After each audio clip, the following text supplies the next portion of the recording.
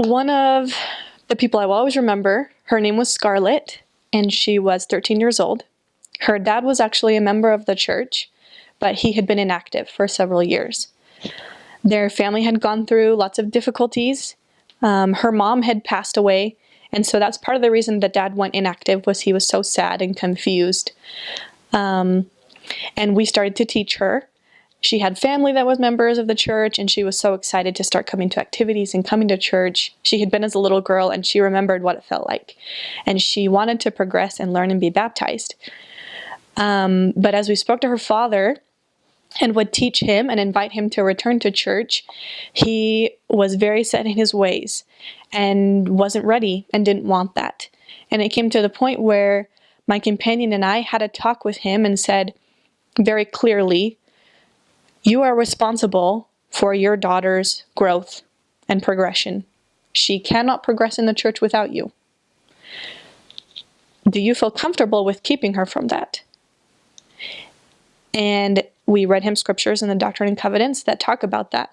And we had the Spirit there in the lesson. It was so strong. And we had prayed so much for that man and for his daughter so that they could come back to church together and she could be baptized. And he looked at us and he said, I know I'm probably wrong. And if I am, I know that God will punish me for it someday. But this is not what I want for my daughter. And we left the house, and we didn't go back after that to teach them. But I remember standing there on the corner and just sobbing with my companion. We were heartbroken. It was so bitter knowing that that man had known the gospel and had felt the Spirit, that his daughter was so young and bright and needed it in her life, and that he wasn't going to let her have it, and that I couldn't do anything about it. It was the most bittersweet agency moment of my mission, where I really understood, or began to understand, that I can't control what people choose. I can feel pain for it, and I often did.